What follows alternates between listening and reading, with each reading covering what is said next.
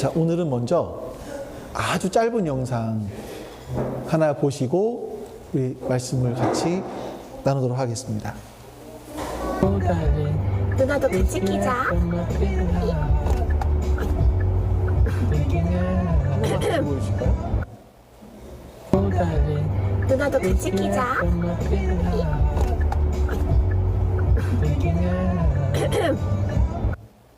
이런 영상입니다. 오늘 우리가 오늘 읽은 말씀 좀 이따 보고요. 아마 이 강아지라고 하긴 좀 큰데 이 개는 남자 집사만 좋아하나 보죠. 그래서 집사라고 많이 얘기하잖아요, 요즘에요. 네. 남자 집사만 좋아하나 봐요. 여자 집사는 안 좋아하는 것 같아요. 이렇게 강아지에게까지 거절당하면 어떤 마음이실 것 같으세요, 여러분? 개도 나를 무시하네? 혹시 이런 생각이 들지 않으시겠습니까? 예. 그러니까 사람이 느끼는 고통들이 여러 가지가 있다고 해요. 그 중에서 참 견디기 힘들고 인간관계를 힘들게 하는 고통 중에 하나가 바로 거절감이라고 하죠. 거절감. 내가 거절하는 것도 힘들어요, 사실은요. 어떤 경우는. 하지만 상대방에게 내가 거절당할 때는 정말 힘들죠. 그 사람들이 이 거절감을 많이 경험을 하면, 어려서 경험을 하면 이제 자기에게 또 타인에게 이런 반응을 보일 수 있다고 해요. 자기에게는 자기 연민 또는 자기 학대, 나는 이거밖에 안 되는 인간이야, 이 정도로 이렇게 자기 증오, 이런 게 나타날 수도 있고요. 또한 타인에게는요, 나는 거절받을 만한 사람이 아닌데 저 사람이 나를 거절할까봐 한 거 아니에요. 할까봐 미리 공격적으로 저 사람에게 대응하기도 한다고 하죠. 그러니까 이 거절당하는 것이 두려워서 미리 공격적으로 대응하는 사람들, 그런 경우를 우리가 간혹 볼 수도 있지 않습니까? 그러니까 이게 이 거절감이라는 게 사실 사람들에게 굉장히 좀 사람들의 관계성에 있어서 굉장히 사람들의 관계를 힘들게 하는 그런 부분인 것 같습니다. 이런 생각을 하다가 가장 거절을 많이 당한 분이 누굴까 생각을 하다가 하나님이시겠구나, 이런 생각이 많이 들었어요. 하나님께서는 인간들을 위해서 자신의 아들을 보내시고 하나님과 화목하게 지낼 수 있는 길을 열어주셨습니다. 근데 많은 사람들이 그 화목하게 되는 이 하나님의 초청을 거절했죠. 그러니까 우리가 거절했다고 해서 하나님께서 뭐 거절감으로 인해서 자기 연민에 빠지시고 뭐 사람들에게 공격적으로 하시고 그러진 않으시지, 하나님은. 근데 이런 마음이 드는 거예요. 하나님 마음이 얼마나 아팠을까. 저도 역시 제가 하나님을, 예수님을 나의 그리스도로, 구세주로 받아들이고 있는 사람이고 또 하나님 말씀을 전하는 사람이지만 실제 보면 제 삶 속에서 하나님의 말씀을 거절하고 내 소견에 오른 대로 살아가는 경우들이 많이 있지 않았나 하는 그런 생각들이 간혹 듭니다. 많은 사람들이 하나님의 선물인 복음을 거절했죠. 하나님의 마음은 정말 아프셨을 것 같아요. 자, 오늘 우리가 보게 될 말씀은 마태복음 15장 말씀인데 그 말씀 중에서 이제 핵심적인 말씀, 핵심인 복음에 대한 부분들을 같이, 하나님의 최고의 선물인 복음에 대한 부분들을 같이 나누게 됩니다. 자, 마가복음을 보시면 이제 마가복음 전체는요, 사실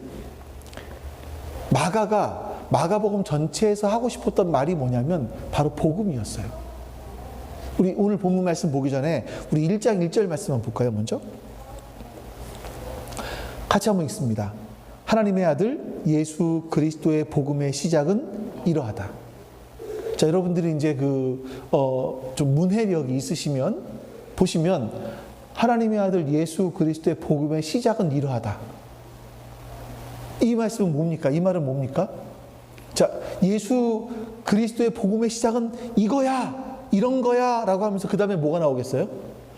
복음이 쭉 나오는 거예요. 예. 지금 마가복음 전체를 통해서 복음이 무엇인지를 설명해 주고 싶어 했던 거죠. 그래서 이제 이 다음에 뭐가 나오냐면 이사야가 예언했던 것처럼 세례 요한이 예수님보다 먼저 와서 그의 길을 예비했다. 그리고 예수님은 40일 동안 세례 요한에게 세례를 받으신 이후에 40일 동안 금식하시며 사단에게 고난을 받으셨다. 시험 받으셨다. 그리고 첫 번째 사역을 시작하셨는데 첫 번째 사역이 뭐냐면 1장 14절 말씀. 같이 읽어봅니다. 요한이 잡힌 뒤에 예수께서 갈릴리에 오셔서 하나님의 복음을 선포하셨다. 예수님께서 이제 드디어 공적인 생애를 시작하시는데 그때 처음 하신 일이 뭐냐면 하나님의 복음을 선포하셨다. 이거예요. 그러니까 이 선포하신 내용들이 이제 그 마가복음 전체를 쫙 나오고 있는 거죠. 그래서 오늘 본문을 안 기록했어요. 앞에 걸로 보여주세요. 네, 이 본문 이제 오늘 우리가 또 보는 본문이에요. 외우실 수 있었을 텐데 같이 한번 읽어보겠습니다. 때가 찼다. 하나님의 나라가 가까이 왔다. 회개하라. 복음을 믿어라. 자, 오늘 이제 하나님 때가 찼어요. 그리고 하나님 나라 가까이 왔어요. 그러니 이제 회개하고 뭐 해야 돼요? 우리가 진짜 해야 될 게 뭐냐면 복음을 믿는 거예요.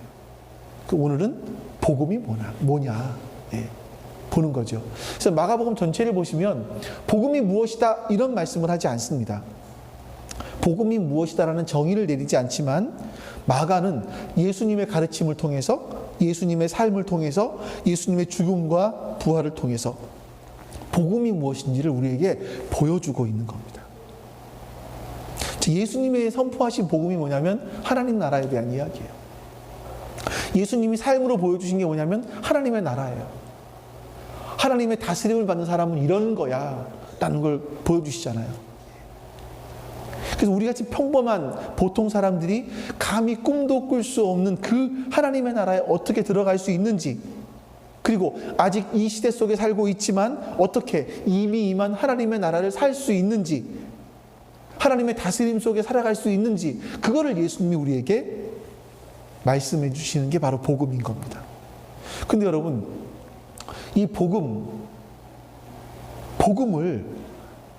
사람들은 굉장히 개인주의적으로 축소를 시켜놨어요. 그러니까 복음 그러면 뭐라 그러냐면요, 기쁜 소식이라고 번역을 해요. 기쁜 소식. 이 기쁜 소식이라는 뉘앙스가 어떠냐면, 예수님을 믿으면 나에게 기쁨이 오는구나, 나를 기쁘게 해주는구나, 이런 생각이 우리 안에 들 수 있는 거죠. 사실 복음을 영어로 번역했을 때 뭐죠? 굿 뉴스예요. 좋은 소식이죠. 복된 소식, 굿 뉴스죠. 복음은 좋은 소식, 선한 소식, 이렇게 번역할 수가 있는 거죠. 우리나라 같은 경우를 보시면 이제 현대 문화를 많이 받아들였잖아요. 우리나라가. 그래서 우리나라 세계적으로 유명한 게 뭡니까? K-팝이잖아요. K-팝. 노래, 춤, 이런 것들이 교회에 엄청나게 많이 들어왔습니다. 그래서 예배를 드리는데도 얼마나 즐거웠나, 내가 재밌었나, 또 내가 얼마나 감동을 받았나, 얼마나 웃겼나, 이런 걸 굉장히 중요시하게 생각을 해요. 요즘에는 그래서 어떤 목사들이 뜨냐면 좀 웃기고 재미있고, 그러니까 울렸다 웃겼다 하는 사람들이, 그런 목사들이 좀 많이 인기가 있죠. 하지만 여러분, 설교라는 건 뭐냐면 성경에서 말씀하고 있는 것을, 성경에서 가르쳐주고 있는 것을 청중들이 제대로 이해할 수 있도록 그리고 이해했으면 이제 반응할 수 있도록 잘 설명해 주는 것이 설교예요. 그러니까 설교는 청중을 감동시키는 게 아닙니다. 설교는 제가 많이 고민되는 부분들이 사실 이거예요. 성도들의 필요가 있어요. 그러니까 성도들이 필요한 설교를 할 거냐, 하나님께서 필요로 하시는 것들이 있어요. 하나님이 필요로 하시는 걸 할 거냐. 사실 여기서 굉장한 갈등들이 사실은 있죠. 청중들이 원하는 설교를 하려면 좀 제가 방방 뛰고 재미있고 웃기고 이런 것들을 해야 될 것 같고, 또 울렸다 웃겼다 감동, 예화도 많이 들어가야 될 것 같고, 근데 하나님께서 원하시는 거는 또 지금 이 시대 상황에서 그런 건 아닌 것 같고, 이런 약간의 갈등들이 사실은 있는 겁니다. 자, 때가 찼다. 하나님의 나라가 시작되었다. 이 놀라운 복음은 여러분 어떤 사람에게는 좋은 소식이에요. 근데 어떤 사람에게는 이 하나님의 나라가 가까이 왔다라는 것을 동의하지 않는 사람, 관심이 없는 사람에게는 별로 좋은 소식이 아니죠. 우리 마가복음 1장 1절에서 다시 한번 그 말씀 보여주시겠어요? 이렇게 말씀합니다. 예수 그리스도의 복음의 시작은 이러하다. 그러니까 예수 그리스도의 복음의 시작은 이렇다라고 말씀합니다. 근데 이 말이요, 당대에 정치적인 말이었습니다. 이거는요. 이제 예수님 시대에 동시대에 비문이 하나 발견됐어요. 비석 같은 게. 여기서 어떤 글이 쓰여 있었냐면 로마의 아우구스투스 황제에 대한 글이었습니다. 거기 뭐라고 써 있냐면요. 아우구스투스 신의 탄생일은 세상을 위한 복음의 시작이다. 아우구스투스 신, 그러니까 옛날에는 황제를 신으로 봤잖아요. 아우구스투스 신의 탄생일은 세상을 위한 복음의 시작이다. 이랬어요. 이걸 알면 여러분들이 복음이 이런 거야? 좀 더 잘 아실 수 있을 건데, 왜 아우구스투스가 태어난 날이 복음의 시작입니까? 세상을 위한 복음의 시작일까요? 왜냐하면 당시에 황제가 의미하는 것은요, 힘, 권력, 재력이에요. 황제의 복음이라는 것은 힘과 권력과 재력이에요. 황제를 따르면, 그래서 이 황제, 로마의 황제를 따르면 힘이 생기고 권력이 생기고 재력이 생긴다. 이것만 얻으면 너희들은 행복해질 수 있다는 거죠. 그래서 이게 복음이라고 얘기하는 거예요. 너희들이 황제만 믿으면 행복해질 수 있어. 이런 거예요. 세상은요, 이 황제의 복음, 돈과 권력과, 똑같은 얘기인가요? 힘과 권력과 재력이 우리를 행복하게 준다고 믿어요. 여전히 세상은 변하고 황제는 없지만 지금은 돈이 황제가 되어서 이것만 가지고 있으면 나를 행복하게 준다고 믿어요. 그래서 사람들은 이렇게 얘기하죠. 끊임없이 돈을 많이 벌어야 돼. 돈이 힘이야. 나는 아직도 부족해. 나는 배가 고파. 더 많이 가져야 돼. 더 많이 누릴 수 있어. 그래야 누릴 수 있어. 이런 말을 하죠. 끊임없이 황제의 복음이 들려오는 이 세상에서 예수님이 예수 그리스도의 복음을 가지고 오셨습니다. 그러니까 마가가 얘기하는 건 뭐냐면 이 세상은 돈과 힘과 권력과 돈이 있어야 행복하다고 이야기하지만 그러나 정말 진짜 행복은 예수 그리스도로 말미암아 온다라는 것을 지금 마가는 우리에게 이야기하고 있는 겁니다. 예수님은요, 우리를 황제의 복음과는 다른 종류의 삶을 살도록 이 세상의 방식을 따르지 않고 하나님 나라의 방식, 하나님 나라의 비전과 가치관을 따라 살도록 우리를 부르셨어요. 근데 여러분, 솔직히 얘기하면 우리들은 여전히 이 황제의 복음에 우리의 마음이 가 있는 게 사실이죠. 내게 힘이 생기고 권력이 생기고 돈이 생기면 나 행복할 것 같다라는 생각이 사실은 들어요.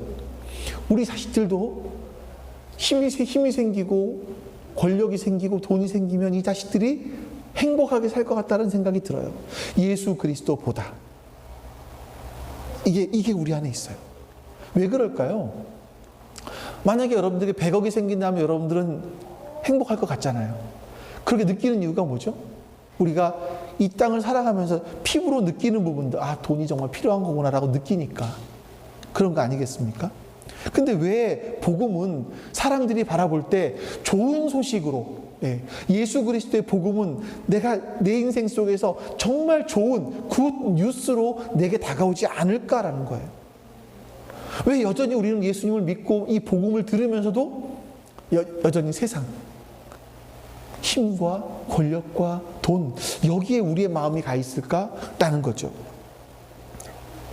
그것은 여러분, 아마 우리가 돈이 이 세상에서 필요하다라는 것은 내 피부로 절감을 하는데 하나님 나라가 있다, 아직 안 가봐서 몰라요. 하나님 나라 백성으로 살아가는 것, 아직 피부로 경험해 보지 못했어요.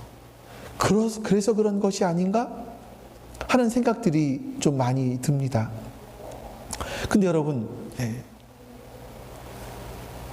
세상에서 행복, 그러니까 돈, 힘과 권력과 재력을 가지고 있어서 행복해 보이는 사람들의 내면으로 들어가 봤을 때 진짜 행복할까? 그러니까 우리가 추구하는 행복은 진짜 행복일까? 여러분 생각해 보셔야 돼요. 그러니까 만약에 내가 돈이 많아서 정말 아무 근심 걱정 없이 살아요. 그럼 그게 행복일까? 그 행복의 이면에는요, 누군가의 희생을 강요해요.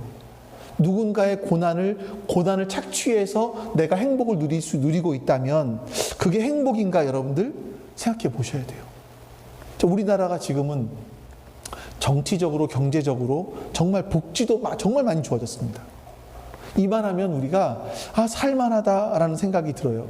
근데 내가 이만큼 살기 위해서 누군가의 희생과 고통이 따라야 된다면 그게 행복인가라는 거죠. 자, 여러분 보세요. 지금도요. 그러니까 아이들, 만 5세 미만의 아이들, 자기 방어를 할 수 없는 그런 아이들이 2021년 기준이에요. 1분 48초 만에 한 명씩 죽어요. 물이 없고 먹을 것이 없어서. 1분 48초. 월드비전에서 2021년 통계예요. 하루에 800명 정도의 아이들이 물을 마시지 못해서 죽는다. 깨끗한 물을 마시지 못해서. 우리는 사실 피부로 잘 안 와닿아요. 지금 북한에서는요, 이런 막 그 신문에 보니까 쌀 섬들을 이렇게 막 쌓아놓고서는 사진을 찍고 뭐 김정은이 나와서 뭐 하고 이런 사진들을 세요. 그러면서 밑에 뭐라고 써놨냐면 예년에 없는 흐뭇한 작황을 얻었다. 예년에 없었던 흐뭇한 작황이다. 이렇게 얘기를 하는 거예요. 근데 여러분 아시죠? 얼마 전에 배 타고 동해안으로 넘어왔잖아요. 넘어온 이유가 배가 고파서래요. 아직 뭐 정확히 모르겠지만 북한의 주민들은 여전히 배가 고파서 탈출을 시도하는 사람들이 있어요. 그런데 남한에서는요, 음식물 쓰레기가 넘쳐나요. 제가 이거 말씀 준비하면서 하나 회개한 게 뭐냐면, 며칠 전에 그러니까 제가 가까이 지내는 목사님의 어머님이 돌아가셨어요. 그때 이제 그 목사님께서 저에게 그 발인 예배를 부탁하셔서 집사도 잘 아니까 발인 예배를 드리고 음식을 먹으러 갔어요. 점심 따로 먹고 오자. 그래서 옆에 보니까 무한 리필 게장집이 있더라고요. 그 무한 리필 집의 단점을 아시죠? 너무 많이 먹는데 게 다리도 안 씹어. 제가 먹는데 보니까 게 다리도 안 씹어요. 어떻게 먹냐면 뭐 게는 조금만 했지만 손으로 찍 짜가지고 그 반 쪼가리 살 해서 한 숟갈 먹고 버리고. 제가 이런 걸 이거 이렇게 해고 왔는데 보니까 야, 북한에 있는 아이들은 저렇게 죽어가는데 배고프다고 하는데 이런 좀 마음이 드는 거죠. 그런 말을 해요. 우리나라에서 버려지는 음식물 쓰레기의 양이면 사실은 우리 쓰레기라고 하지만 그 정도의 양이면 북한 사람들이 충분히 먹을 수도 있다라고도 이야기를 하죠. 근데 나는 배가 부르니까 내 이웃들이 굶는 것은 그렇게 큰 관심 없이 잊어버리고 살아가는 겁니다. 여러분 예준이가 얼마 전에 사모님한테 치킨을 한 마리 사달라고 얘기를 했나 봐요. 1인 1닭. 언제부터 우리가 1인 1닭을 했어요? 그 닭이라는 건 사실 옛날에는 어떤 잔치나 해야 먹을 수 있었던 그런 건데 지금은 1인 1닭을 한대요. 세상에. 월드컵 경기만 열려봐요. 닭들이 순환을 당하죠. 우리가 언제부터 돼지고기, 소고기 이런 걸 막 이렇게 먹었죠? 이걸 우리가 먹기 위해서 막 대량 생산을 해야 되는 거예요. 이번에 또 소 전염병이 돌았다면서요. 이런 전염병이 한번 돌면 막 닭도 수십 마리, 수십만 마리가 땅 파서 그냥 산채로 매몰되지 않습니까? 그 닭이 사는 환경을 보면 A4 용지만한 요만한 공간에 상하, 여기서 그냥 살아요. 먹이만 먹으면서. 불도 안 꺼요. 잠 못 자게 안락해 하려고. 그거 먹는 인간들은 건강할지는 모르겠어요.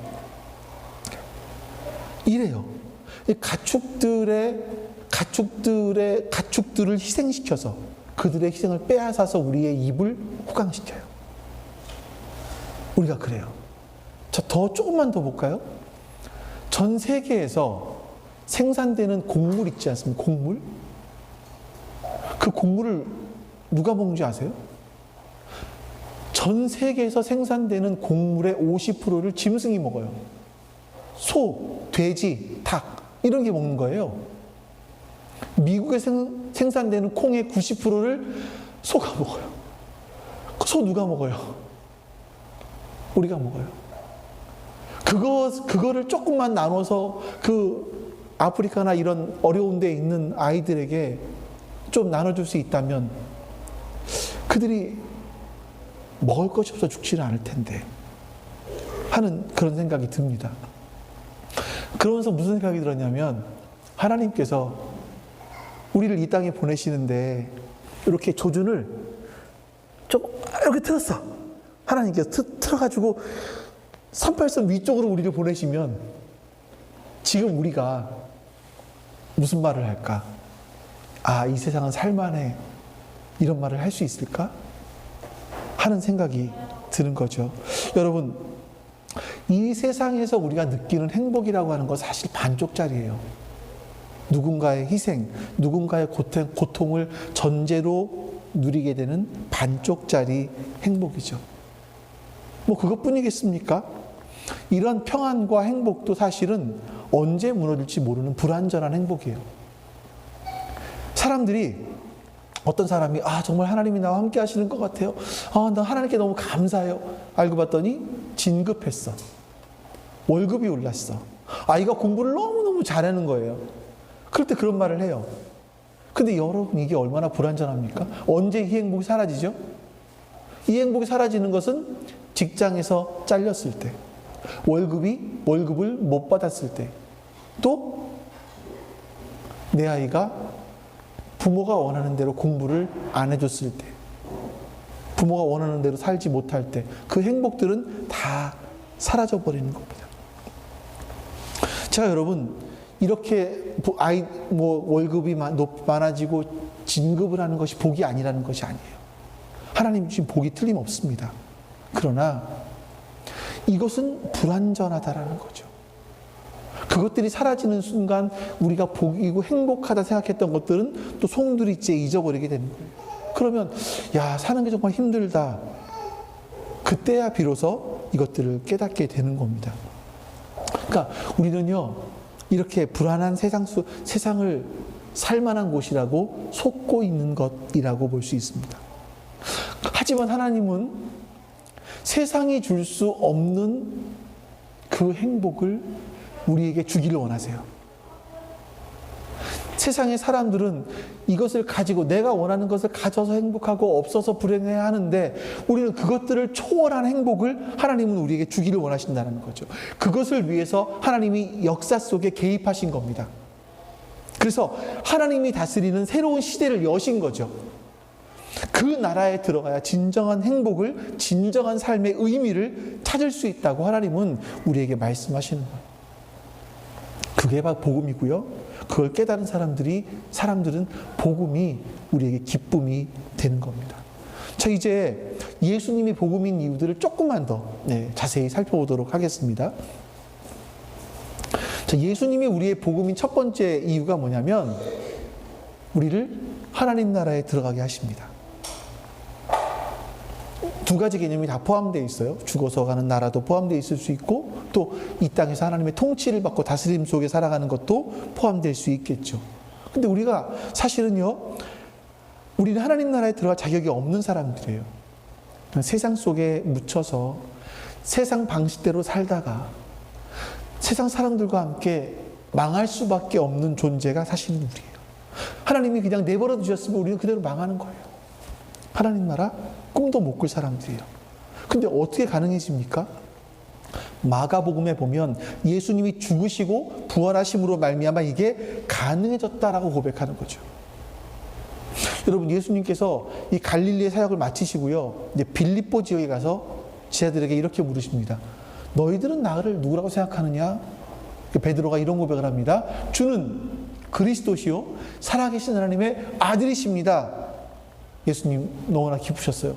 야, 바요나 시모나 너 좀 복이 있다 하시면서 막 칭찬하십니다. 그리고 나서 그 다음에 말씀하신 게 뭐냐면 내가 이제 죽을 거야. 그리고 부활할 거야. 처음 말씀하시는 거예요. 처음 죽음에 대해서 말씀하셨어요. 그 말을 들은 베드로는요, 깜짝 놀라서 안 됩니다. 예수님, 그럴 수 없습니다. 그때 예수님은 정말 그 베드로 마음에 상처를 주는 말하셨어요. 사탄아 물러가라. 이런 말을 하시죠. 자, 예수님은 처음으로 당신의 죽으심과 부활하심을 예언하신 거예요. 근데 제자들은 그걸 상상할 수도 없었습니다. 이스라엘을 회복하실 만한 능력이 있으신 선생님이 왜 죽는다고 하시는지 그 이유도 몰랐고 이해할 수도 없었고 믿지도 않았습니다.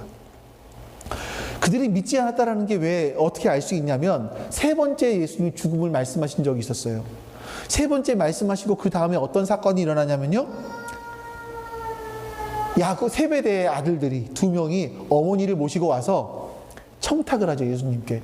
예수님, 당신의 나라가 임할 때 하나는 오른쪽에 하나는 왼쪽에 권력과 힘과 재력을 다 주십시오. 이렇게 얘기를 했어요.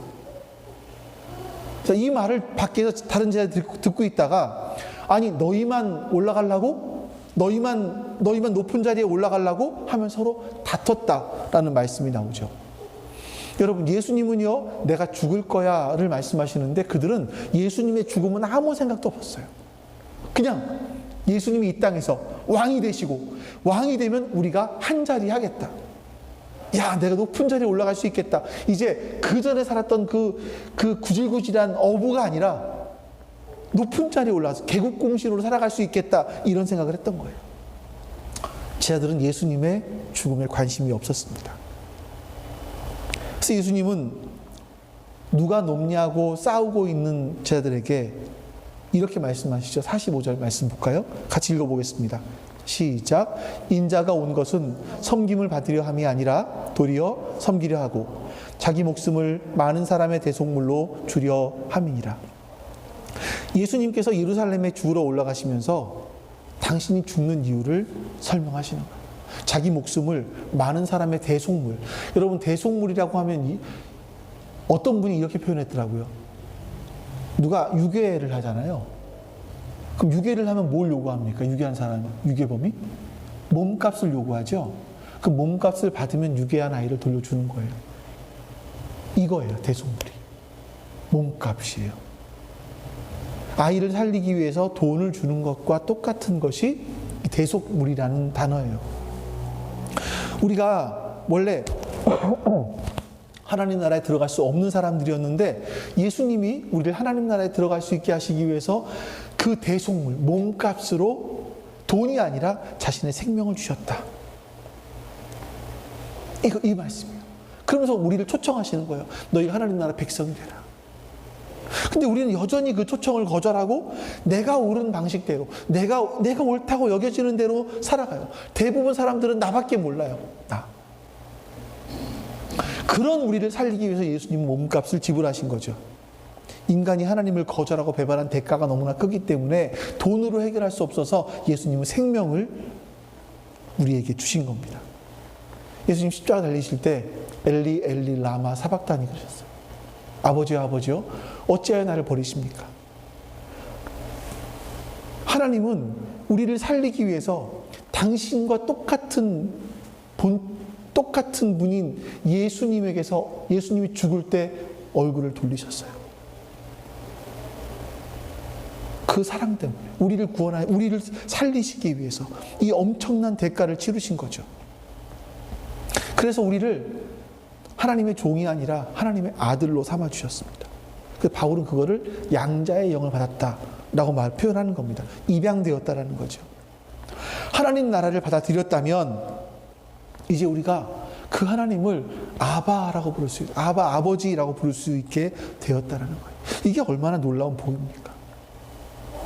우리는 이 땅에서 죽었지만 끝나는 사람들이 아닌 거예요. 우리는 하나님이 준비하신 그 나라에 갈 수 있는 그런 사람들이라는 거죠. 세상에 어떤 종교를 한번 보세요. 어떤 종교를 하다 한번 보세요. 자기가 믿는 신이 자기를 위해서 죽었다라고 말하는 종교가 있는지, 또 자기가 믿는 신을 향해서 아버지, 아바라고 부를 수 있는 종교가 있는지 한번 보세요. 없습니다. 나는 어쩌다가 내가 하나님을 알게 되었고 하나님을 아버지라 부를 수 있게 되었는지 모르겠어요, 도대체. 너무 신비해요. 무엇 때문에 하나님이 나를 구원하셔서 이렇게 목사로 삼아주셨는지 너무나 신비해요. 모르겠어요. 아마 한 가지 추측하는 게 있다면, 목사 된 이유만 추측하는 게 있다면,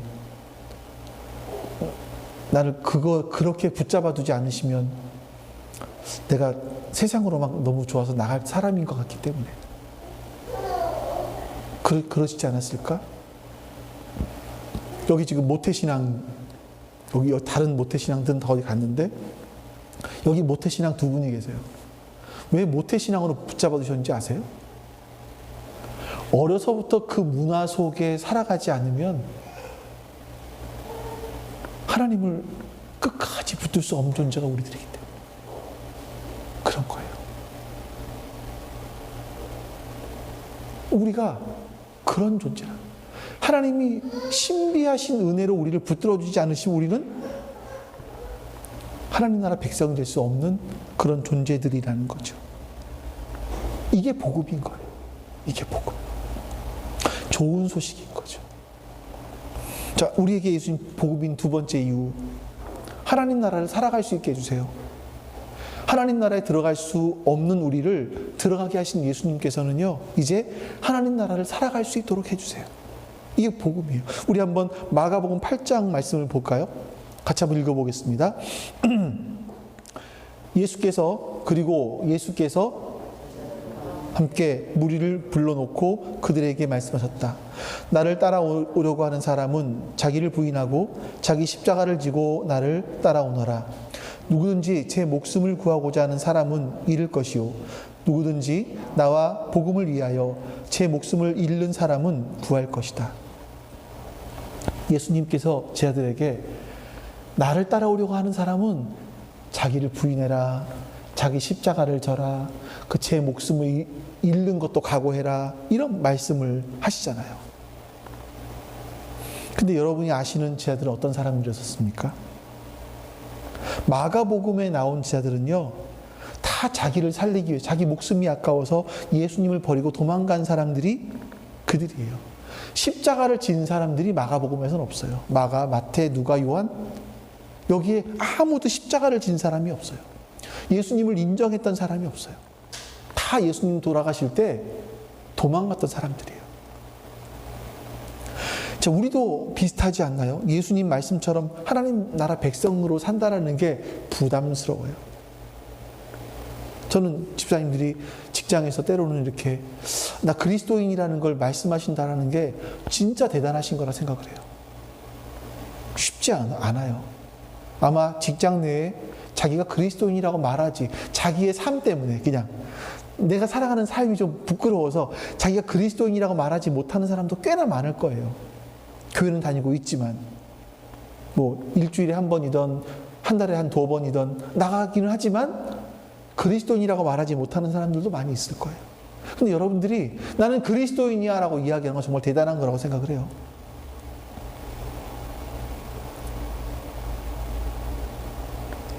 근데 우리가 하나님 나라 백성으로서 사실은 정말 이 복음으로 말미암아, 복음 때문에 내가 져야 될 십자가를 지어야 되는 것이, 자기를 부인하고 자기 십자가를 져야 되는 것이 분명하지만 사실은 우리가 그러지 못하는 경우들이 너무나 많지 않습니까? 하나님 나라에 대한 관심보다 세상의 화려함에 우리의 관심이 더 가 있지 않습니까? 우리의 모습이란 거예요.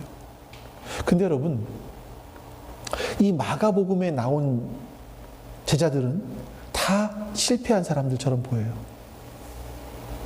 근데 여러분, 이 마가복음이 기록될 때 약 대략 30년 정도 후에 이 마가복음을 읽는 사람들이 본 제자들의 모습은 어땠을까요? 순교한 사람도 나왔고요. 그들은요, 그 제자들은요, 예수님을 위해서 정말 자기 목숨까지도 내어놓는 사람들이 바로 사도들이었어요. 사도들이 예수님 만나고 나서, 예수님이 부활하신 이후에 25년, 이 마가복음이 쓴 게 25년, 30년 정도 걸렸다고 봐요. 예수님 돌아가신 이후에. 그 사이에 엄청나게 변해 있었던 거죠. 그렇게 평범하고 우리와 다를 것이 없는 자들이 하나님 나라를 살아가고 있었고요. 자기를 부인하고 자기 십자가를 지면서 예수님을 따라갔다는 겁니다. 이거예요. 자, 사도 바울은 그 비밀을 이렇게 이야기합니다. 우리 교회의 가장 중심 말씀, 골로새 1장 28절, 29절 말씀 같이 한번 읽어봅니다. 우리는 이 그리스도를 전합니다. 우리는 모든 사람을 그리스도 안에서 온전한 사람으로 세우기 위하여 모든 사람에게 권하며 지혜를 다하여 모든 사람을 가르칩니다. 이 일을 위하여 나도 내 속에서 능력으로 작용하는 그분의 활력을 따라 수고하며 애쓰고 있습니다. 바울은 모든 사람을 그리스도 안에서 온전하게 세우는 일을 하고 있다. 근데 어떻게 하는 줄 아니? 나도 내 속에서 능력으로 작용하는 그분의 활력을 따라 수고하고 애쓰고 있어. 이렇게 얘기하는 거죠. 그러니까 사도 바울은요, 내 속에서 능력으로 역사하는 성령님이 계셔. 나는 근데 그분의 활력을 따라서 나도 지금 수고하고 애써. 성령님이 이렇게 일하시니까 나도 이렇게 수고하고 애쓰고 있어. 라고 말하는 겁니다. 우리 오해하시면 안 돼요. 성령님이 역사하시면 나는 그 뒤만 졸졸졸 따라가면 되는구나. 아니요. 바울은요, 성령님께서 일하시는 그 활력, 그 능력을 따라서 나도 수고하고 애쓰고 있다라고 말을 하는 거죠. 여러분,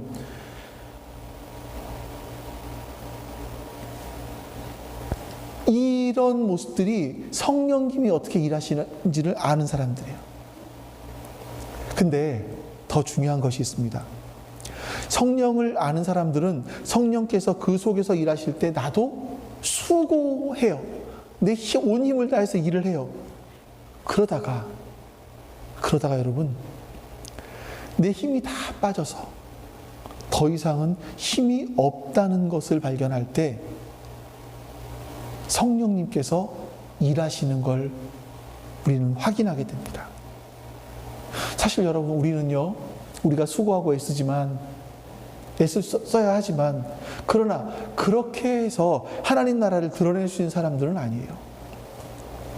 자기를 부인하고 자기 십자가를 질 능력이 우리는 없는 사람들인 거죠.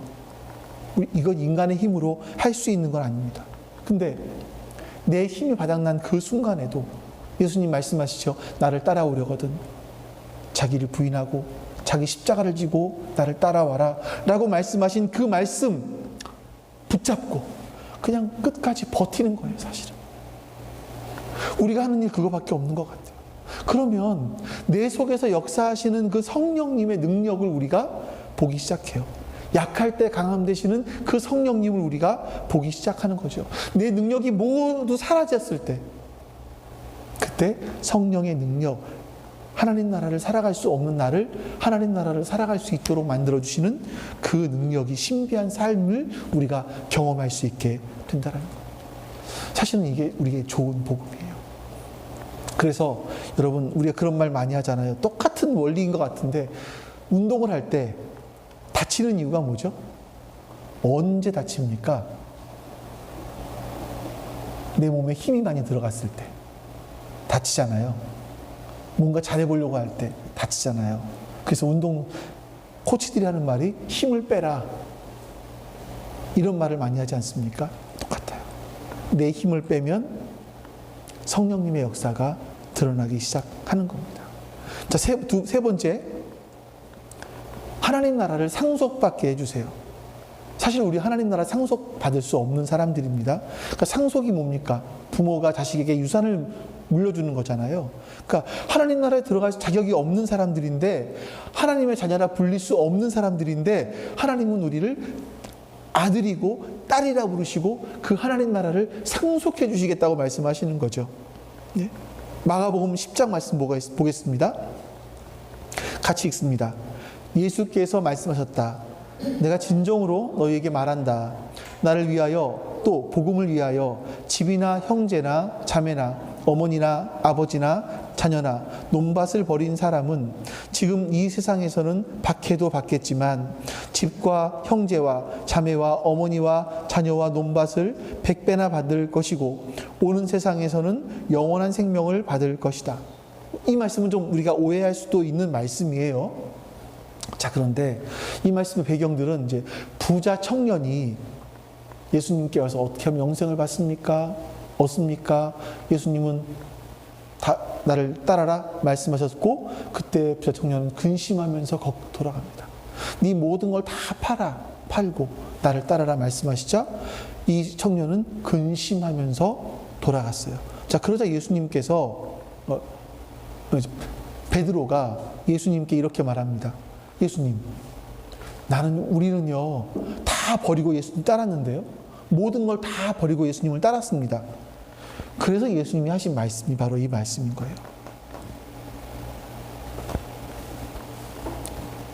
자, 그런데 예수님은 이 말씀 다음에 또 무슨 말씀 하시냐면 또 한 번 죽을 것에 대해서 말씀을 하십니다. 그러나 여기서는 예수님 보세요. 복음을 위해서 집이나 형제나 자매나 아버지나 어머니나 아버지나 자녀나 논밭을 버린 사람은 또 지금 이 세상에서는 박해도 받겠지만, 이런 것들은 안 들리는 거죠, 이 사람들에게. 오는 세상에서는 너희가 이렇게 영원한 생명도 받을 거야 말씀하시는데, 이 말씀은 별로 안 들리는 거예요.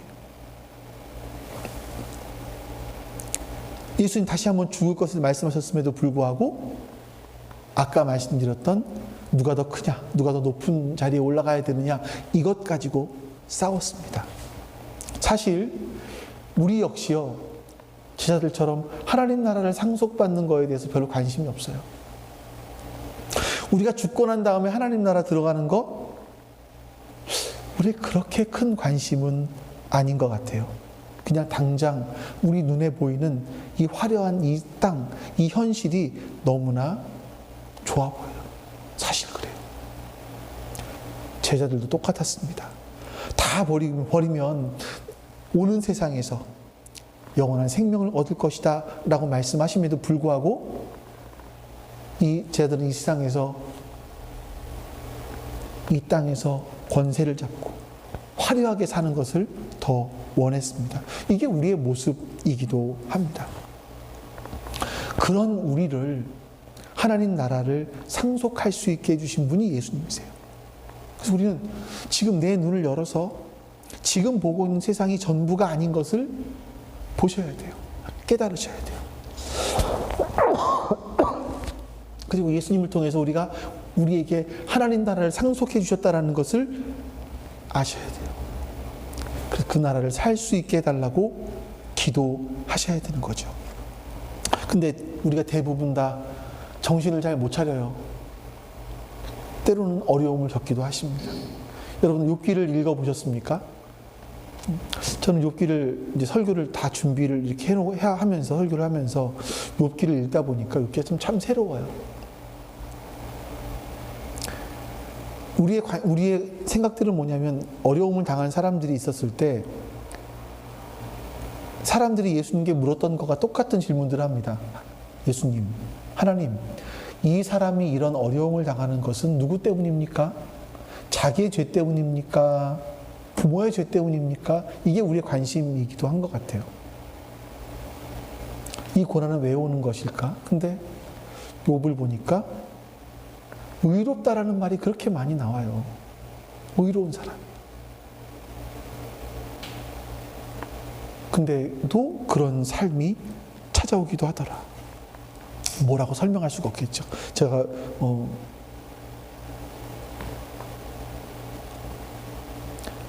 나중에 이제 여러분 욥기 끝에 가서 보시면 또 아시겠지만 우리는요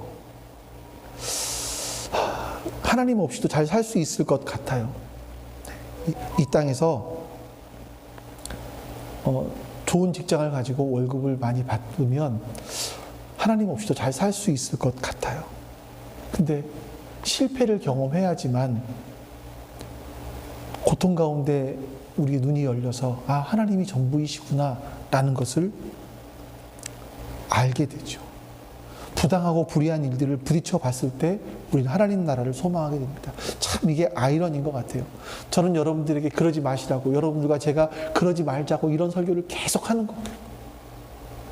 그런 어려움 겪지 않고 이거 일종의 협박처럼 들리기도 하는데 그런 거 경험하지 않고 우리가 살아갑시다. 이렇게 하는 거고요. 이게 제가 해야 될 일들이라고 생각을 하는 거죠. 하지만 하나님께서는 우리가 세상을 향한 우리의 시선을 옮기시기 위해서 때로는 사방을 막아놓고 하늘만 뚫어놓으시는 경우들이 있죠. 우리 어려움을 겪습니다. 여러분, 그래서 기억하셔야 돼요. 우리 하나님 나라를 소망해야 되는 사람들이라는 것을 여러분 기억하셔야만 합니다. 하나님 나라에 소망이 있을 때는요, 이 땅에서 어떤 질병을 겪던, 고난이 오던, 어떤 삶이 깨어지던 이것을 의연하게 이겨나갈 수 있어요. 의연하게. 물론 힘들어요. 힘들지 않다라는 게 아니에요. 그냥 내 모든 감각이 마비된다라는 건 아니에요. 힘들지만 그것을 넘어갈 수 있게 되는 겁니다. 그래서 예수 그리스도는 우리는 그런 사람들이 되었기 때문에 예수 그리스도는 우리에게 복음이신 겁니다. 복음을 믿어라. 이 복음은 하나님 나라에 들어갈 수 없던 우리들을 하나님 나라에 들어가게 만들어 주셨고요. 하나님 나라를 살아낼 수 없던 우리들을 하나님 나라를 살아낼 수 있게 만들어 주셨고, 하나님 나라를 상속받을 수 없는 우리들에게 하나님 나라를 상속해 주셨어요. 이게 복음입니다. 이분이 예수 그리스도세요. 그렇기 때문에 여러분들은 예수 그리스도를 생각할 때마다 하나님이 주신 최고의 선물, 우리의 궁극적인 목적이 있다면 내 삶의 이유가 바로 예수님이 되는 그 자리. 그래서 예수님 묵상할 때마다 감격이 있고 기쁨이 있고 은혜로 말미암아 하나님 앞에 무릎을 꿇을 수 있는 그 모습들이 우리 가운데 있기를 원해요. 여러분, 예수님을 더 알아가기 원합니다. 더 깊이 알아가길 원하고 예수님을 더 깊이 묵상할 수 있길 원합니다. 하나님, 우리가 이 땅을 살아가는 이유가 예수님이 되었으면 좋겠습니다. 이 작사자처럼 내가 사는 이유가 예수라 고백하며 또한 내가 사나 죽으나 예수님의 이름을 위하여 살기를 원한다라고 고백하는 그런 우리가 되었으면 좋겠습니다. 뿐만 아니라 예수님이 나의 힘이시고 나의 기쁨이시고 나의 참 소망이라고 고백하는, 정말 그렇게 믿을 수 있는, 또 정말 그렇게 살아낼 수 있는 우리가 되었으면 좋겠습니다. 주님, 그렇게 살 수 있는 힘을 우리 가운데 허락하여 주시옵소서. 여호와는 내게 복을 주시고 너를 지키시기를 원하며 여호와는 그의 얼굴을 내게 비추사 은혜 베푸시기를 원하며 여호와는 그 얼굴을 내게로 향하여 드사 평강 주시기를 원하노라. 아멘. 이제는 우리에게 참 생명을 주시기 위하여 이 땅에 오신 예수 그리스도의 은혜와 그 사랑을 깨닫게 해주시는 아버지 하나님의 사랑하심과 우리 안에 내주하시는 성령님의 교통하심이 지금 주 앞에 머리 숙여 예배한 모든 하나님 백성들 머리 위에 지금부터 영원토록 함께 하시기를 간절히 축원하옵나이다. 아멘.